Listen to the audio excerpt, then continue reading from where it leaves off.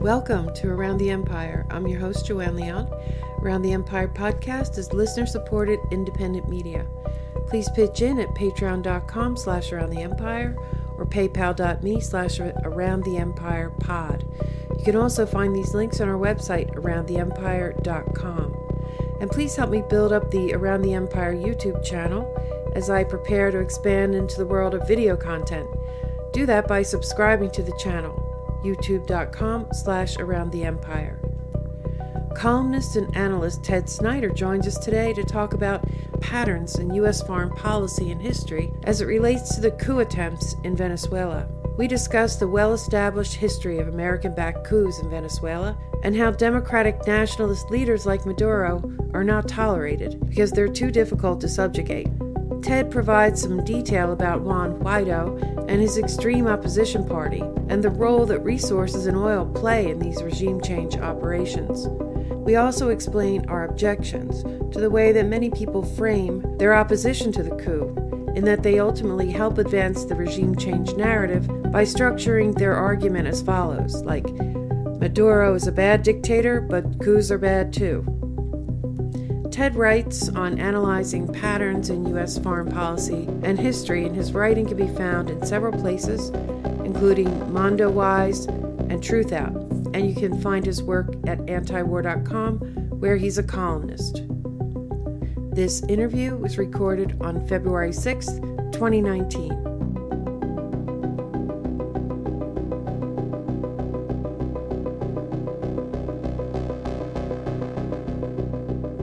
Ted Snider, welcome to Around the Empire. It's great to have you. Hi, Joanne. Thanks for having me. So for our audience, today we're referring to an article that Ted wrote. It was published this week in antiwar.com, or that's where I saw it, titled, What the Media Won't Tell You About the Venezuelan Coup. And for the format today, we're a little bit limited for time, but if we can, I'd like to squeeze in two different aspects of this article. First, I'd like to talk about the meat of your article.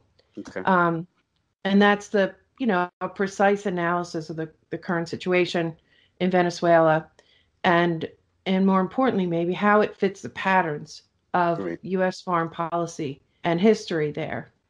And I think you convincingly show, I would say you prove, that the stated justifications for this coup by American officials, now parroted by other countries, are false. Right. And they're part of a long familiar pattern in Venezuela. Yeah. And then if we have time at the end, what I'd like to touch on is something else that you mentioned. It's a different kind of pattern, I think, and it's related to the way that the American commentariat and activists, deal with these regime change operations.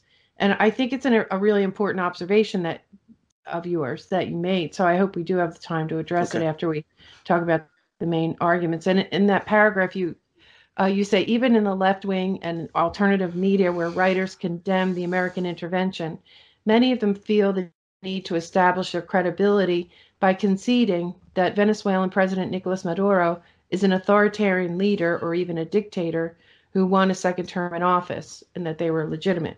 So everybody feels the need to qualify this before they even launch even like a mild opposition to the regime change themselves. Right. Yeah. But anyway, so let's start with the first part, the pattern of American coups in Venezuela. So your specialty is the analysis of patterns in U.S. foreign policy and history. I have to say this is a great skill to have at this point in time because they seem to run the same place over and over again. Yep. And in this article, you apply that to the coup attempts in Venezuela going back like 100 years, with the goal of demonstrating why the claims that are being made to justify this coup today are invalid and false. So I like the way you approach this and structure the argument. Maybe that has something to do with my engineering background or something, but but it's crucial that people understand, just how long this has been going on and how it's not some unique operation. I mean, every president in this century has plotted a coup against Venezuelan presidents, and that's only this century, right? So anyway, can we you think we could work our way through those arguments? I'll shut up and let you go on. I know that's it's a lot to, but people can read the article. But if you can just sort of, give us your take. Right. Okay. It's American history of intervention in Latin America is interesting, but I think it's especially important in this case because it gives the lie to the American pretext for the current activities in Venezuela. Because if you just look at the media, if you just read, statements coming out of Washington, they're presented as if this action is something to specifically remedy the situation created by Maduro, the president of Venezuela, that Maduro's a dictator, or that Maduro's an illegitimate leader, or that the claim is that Maduro's the problem. And so America has to do this sort of humanitarian intervention to liberate Venezuelans from Maduro. And we can, and I'm sure we will, look at the particular questions. Is he a dictator or is he an illegitimate leader? But part of the point is that you don't even need to do that, because the claim that America's liberating Venezuela from Maduro, and that's why they're doing this action, is proven false because it has nothing to do with Maduro. They've been doing this long before Maduro. This isn't because of Maduro. They were trying to do it with Chavez for several years before him. And as you mentioned, they've been doing this going back to the very, very beginnings of America's decision to intervene in other countries. If you go way back in American history, it's during the presidencies of McKinley and Taft and Roosevelt from like 1898 for the next few years that America makes the decision to be an interventionist country. And as early as 1908, you get America intervening in Venezuela, and you get a situation really so much like today's is ridiculous. You get a slightly left-leaning Venezuelan president who's a nationalist. That means he wants to keep his own resources for his own country. He's suspicious of American power. He stands up to American power. And so the Americans back a coup, and they take him out, and they install, a strongman dictator who's completely compliant to America, and he rules Venezuela for 27 years. And Joanne, one of the really interesting things about this, and don't get me wrong, I'm not saying the present coup has nothing to do with oil, because it does. But when people say it's just to do with oil, in 1908, when America took out a president of Venezuela and put in a dictator, they hadn't found oil yet in Venezuela, right? So this is not just because of oil. I'm glad you brought that up, because that was a question I was going to ask you. Yeah. I mean, oil wasn't even that important at that point in time. No, I mean, oil's an issue. I mean, Pompeo made it really clear. He said really early when this coup started, this will be great for American business. We'll be in there for the oil. And one of the first things that the new leader of Venezuela did, like almost within minutes, was start talking about privatizing oil. So oil's a part of it. But there's more important things. And the most important things are that America didn't want a country in Latin America that represented an alternative form of government that would keep Latin America out of America's control or backyard. They didn't want nationalist presidents who served their own people and kept land or resources or whatever in the country. This was an issue of America wanting to control its backyard very early in its history. And it ran through that 1908. They kept dictators in Venezuela all the way through the 1950s. Hugo Chavez would break that. At the beginning of the century, Chavez would break that. And the moment Chavez breaks that, you get repeated American attempts at coups against Chavez. So the claim that American actions are a specific remedy to Maduro is ridiculous. It doesn't survive even the quickest glimpse of history. This is not because of something Maduro is doing wrong. This is because America sees an opportunity to finally succeed at coups that they've been failing at in Venezuela for 100 years. Right. And I thought it was particularly interesting. I had forgotten about the 2015 coup. So that was Obama's try. Because I was thinking, Obama. Yeah, and then Bush did it in 2002, right? Yeah, actually succeeded for a couple of days. So Bush is the big one in 2002 that for a couple of days actually gets Chavez out of power. But the Americans totally underestimate his popularity in Venezuela, and within days, the people in the military have Chavez back in power. And really, really early in that coup, like as early as like days after the coup, there's already reports coming out with the Bush administration admitting that they sanctioned the coup, that they cooperated in the coup, that they're behind the coup. So there's no question that 2002 was a U.S. attempt to get Chavez out that failed.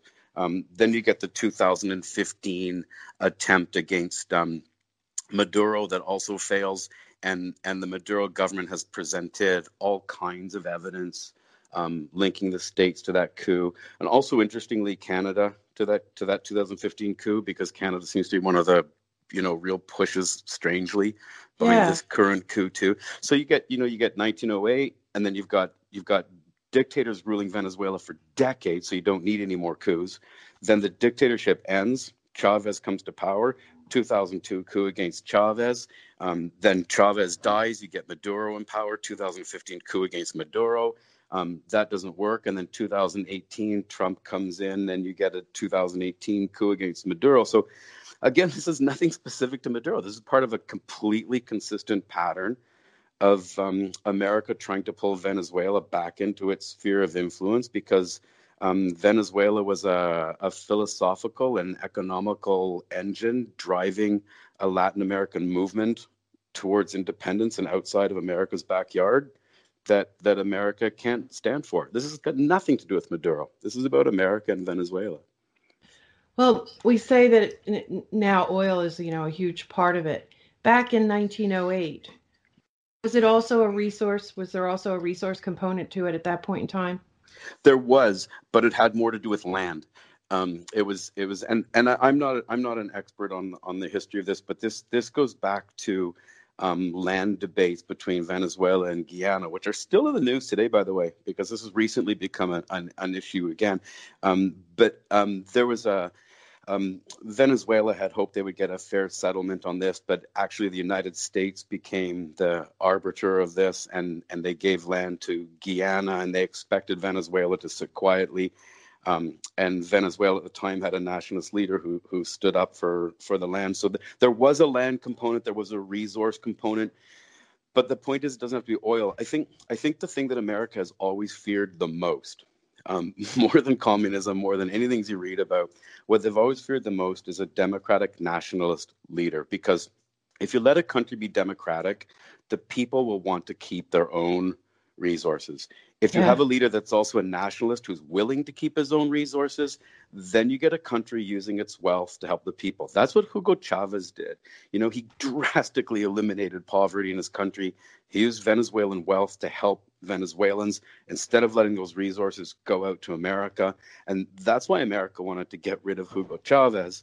And that's why when you get a new guy in, well, not in power, you get a new guy in Venezuela now, and he immediately starts talking about how he's willing to give those resources to America. So this is a pattern that runs rampant. This is why there was a coup in Chile. That's why there was a coup in Guatemala. It always had to do with resources, not always oil. Sometimes it was copper. Sometimes it was farmland for bananas.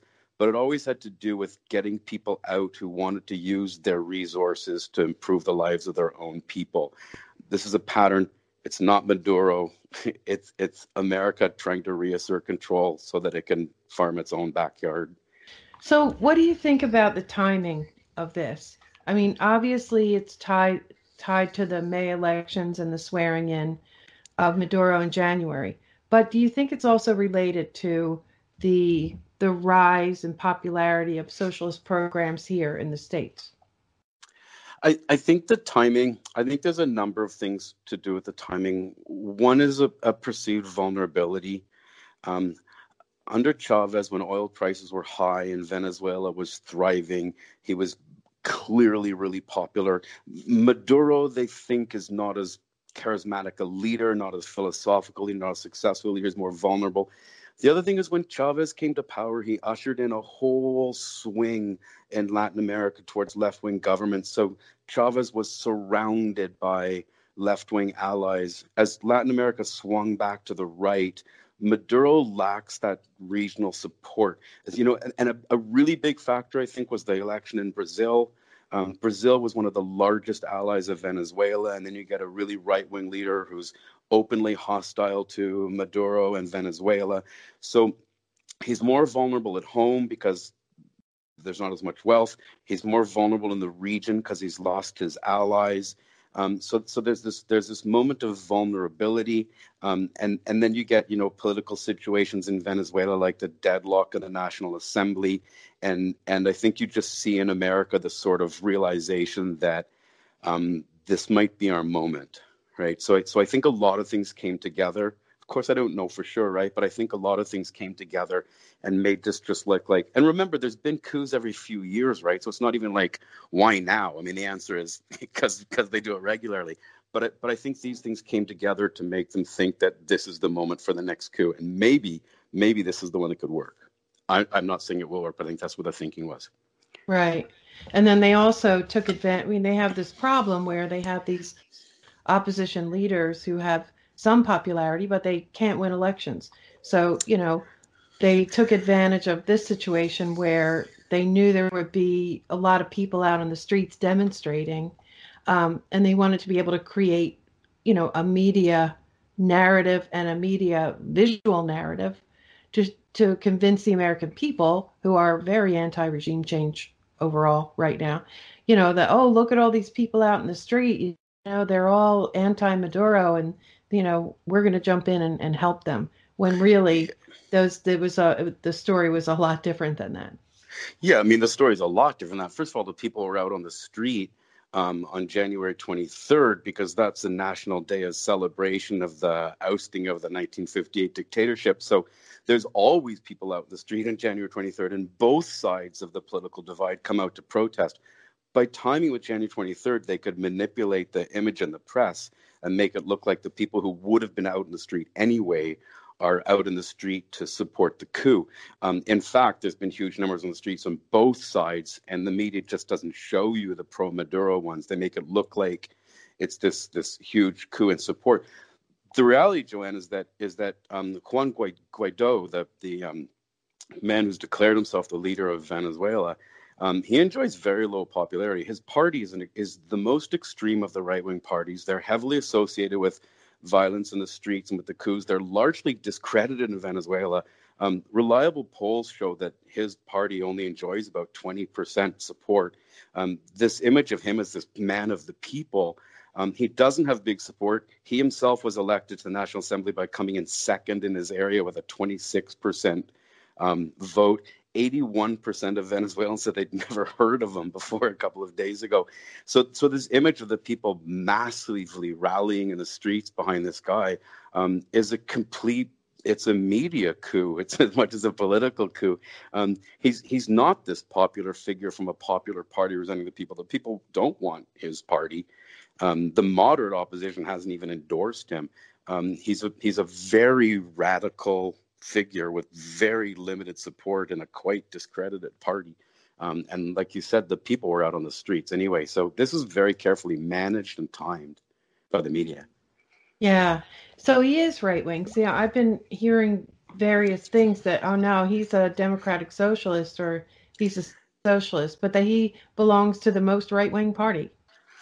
He belongs to the Popular Will Party, which is probably the most or amongst the most radical of the right-wing parties. And when people talk about him being like the legitimate guy and not Maduro, this is a party his party was involved in the attempted coups in a few years ago with all the violence in the streets. His party, including him personally, were involved in that violence. This is a very violent, radical group. He's a very small part of the opposition. When you talk about the opposition to Maduro, there's a moderate opposition and extreme opposition.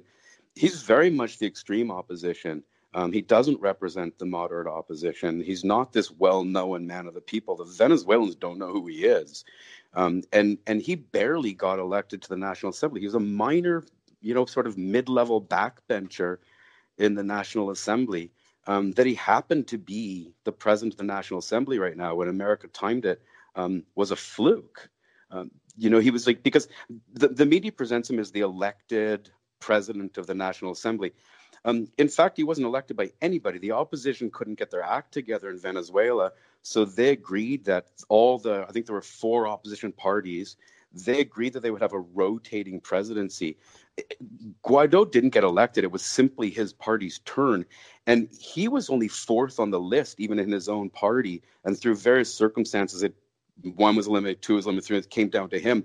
So this idea of this elected man of the people, who's the last sort of democratic representative of the people, it's nonsense. He's not elected. He got very, very small numbers. He's not the elected president of the National Assembly. It's just he's not who the media's making him out to be, that he's this savior of democracy and the man of the people. He's nothing of the sort. He's not known by the Venezuelans. He's well known by the Americans. Possibly, according to some pretty good reporting, even very much groomed by the Americans, as they waited for their moment to have him in the National Assembly so that they could do this. This is America's chosen representative, Venezuela. He is in no way the Venezuelans' chosen representative of the Venezuelans. He's America's choice. Right. Yeah, it hasn't really gone. There's been quite a lot of ridicule, and it's remains to be seen how this is going to go, but it doesn't seem like it's going well from the way it looks to the public kind of thing. So if before we wrap up, if we can just touch on that other point that you brought up. Again, you said, quote, even in the left wing and alternative media, where writers condemn the American intervention, many of them feel the need to establish their credibility by conceding that Venezuelan President Nicolas Maduro is an authoritarian leader or even a dictator who won a second term in office in elections that were illegitimate. So, I mean, I've seen this over and over again, and there have been a couple of people who have called this out, like Daniel McAdams called it out, and Caitlin Johnstone referred to this. Yeah. So she's calling it out too. She wrote an article called I oppose interventionism, but she says, but nothing. Don't be a pro bono CIA propagandist. And in that article, she cites an interview with Daniel McAdams, who's Ron Paul's assistant or colleague. And McAdams said, quote, all of a sudden now there are millions of Venezuelan experts in America, and many of them could not point Venezuela out on a map 5 days ago. And everyone has to have this disclaimer. Well, I know it's possibly worse than North Korea, but the U.S. government shouldn't get involved. It's overdue because once the war starts, they can say, hey, I never called for intervention. No, but you're a conveyor belt for propaganda. You're a conveyor belt to get the machine ginned up for war. And so you've got to stand up and take responsibility. And then one more example, Adam Johnson from FAIR, media critic organization. Yeah. He actually cited a specific example today in the New York Times. Oh, did he? Yeah. There's an article. And he says, this is an object lesson in the New York Times editorial, mealy-mouthed liberal imperialist sophistry. It advocates every single axiom of regime change, insisting Maduro must go, but hand-wringings about a potential civil war. Like, what do they think is being threatened? New York Times did the same line in Iraq in 2003, Syria 2013. This bad regime has to go through some mysterious force. We won't say what, but let's overthrow the entire state and military apparatus, wokely. Total nonsense, total liberal sleight of hand in support of Trump. So I think this is a pattern too. I think we're all at, to some extent, like trained seals, because we're afraid we're going to be called out as apologists or whatever. Or we're just afraid when we know that regime change is, not our progressive thing to do, and we can't be for it, but we still help the narrative along. What is going on here? Do you see this pattern? Yeah, and I think Joanne, there's two issues here. I think the first one is the idea that it doesn't matter if Maduro legitimately won an election or not. That doesn't justify regime change no matter what. You can't I mean, when Bush won the election, it was a contested election. That was hardly grounds for Venezuela, taking over and changing the government. You can't use it was a bad election as a justification for regime change. So the sort of first point is it doesn't matter right? You can't, there's nothing in international law that sanctions a foreign intervention because you think an election wasn't fair. So the first point is, I think it doesn't matter. But the second point is, you're conceding too much. You're giving away too much when you say it doesn't justify regime change, but he is a dictator and it was an illegitimate election, because that shapes the public perception and it justifies this idea of the sort of humanitarian intervention. And the thing is, you've got to be honest and you've got to look at history and you've got to look at the facts. And Chavez and Maduro were not dictators. You know, Chavez had, what was it, I think 14 or 17 elections and referendums, and he took his stuff to the people like on average of once a year as participatory democracy. When you asked Venezuelans whether they were satisfied with the democracy of their government, they consistently ranked in the top 2 in South America. These guys are not dictators. When you look at the election and you say Maduro's election was illegitimate, nobody's claiming that Maduro won less votes. You know, no one's saying that. They're saying that it was illegitimate because the voter turnout was low. But the voter turnout was low because America ordered the Venezuelan opposition to boycott an election. So America ordered them to boycott it. So then they could then say no one came out, it's illegitimate. Then they can tell Guaidó to declare himself the leader. Then they can recognize and pull off a coup. But it wasn't an illegitimate election because of low turnout. They manipulated the low turnout. There was still a perfectly legitimate, moderate opposition that gave Venezuelans a real choice. And when they did come out to vote, if you look at the total electorate, not people who voted, but anyone who was eligible to vote, Maduro won 31% of all eligible voters. That's more than Obama or Trump got. And then the other thing nobody talks about is there was 130 electoral monitors from 30 different countries and organizations in Venezuela at the time. Nobody's presented a shred of evidence that the election was illegitimate. And the monitors there have all testified that it was totally legitimate. So it doesn't matter. You can't have a foreign intervention into a country because you think what election was unfair, but don't concede that. Maduro's not a dictator. It wasn't an illegitimate election. Right. So you can't concede that. You've got to look at the truth, and you can't take him out and put in your guy and use that as an excuse. You've got to take that excuse away from the interventionists. So I think those are the 2 points. Right. That's well explained. And I would argue that, people who are truly against regime change just really need to take a look at this. And we're very indoctrinated here, because there are pretty fierce attacks against anybody who steps up and says no to any of this. And we saw it. It's been going on for the last 7 years with Assad. It's just usually very more simplistic than that. Well, Assad is a bad guy. I mean, even Bernie Sanders and even Tulsi Gabbard are doing this. You know, Joanne, one of the oldest tricks in the U.S. coup playbook is you put in a Democratic nationalist who will agree to give you his resources. You put in the guy that's the worst guy possible, like a dictator, a monster, because you can control a dictator. You can't control a democratically elected guy. He's going to go with the people. You've got to put in a dictator if you want to get their resources. But if you put in a bad dictator, when he turns on you, you can later say he's a bad dictator and justify regime change. So you don't want to feed into this. He's a dictator, he's a bad guy, therefore we can do a regime change, because America's always used that as an excuse for regime change, right? So you don't want to feed into that whole thing that it's okay to get rid of Maduro because he's a dictator. Coups used to be justified by saying the country's socialist, the country's communist. When that kind of fell apart, this idea of the humanitarian intervention came in, that we're not doing a regime change because they're communists, we're doing a regime change because they're brutal to their people or they're dictators. And so the trick from then on has been to paint anyone you want to remove as a brutal dictator. Hugo Chavez was not a dictator, right?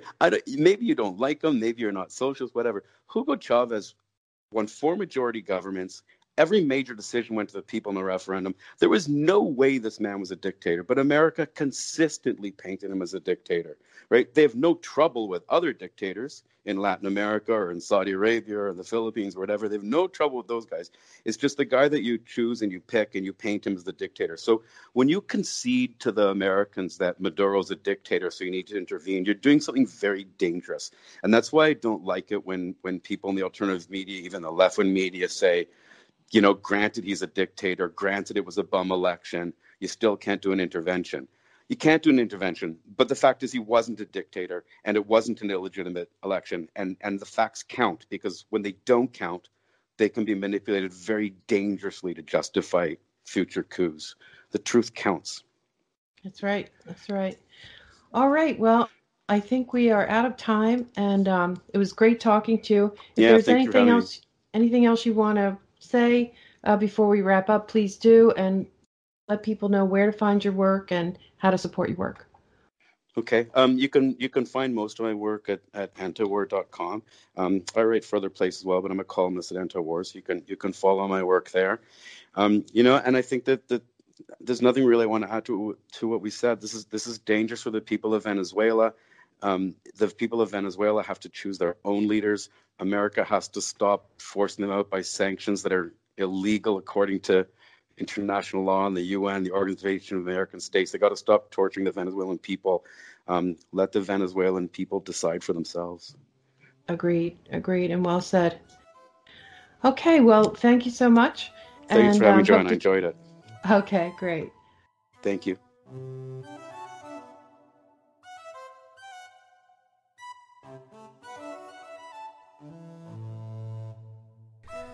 And that's our show. Thank you for listening.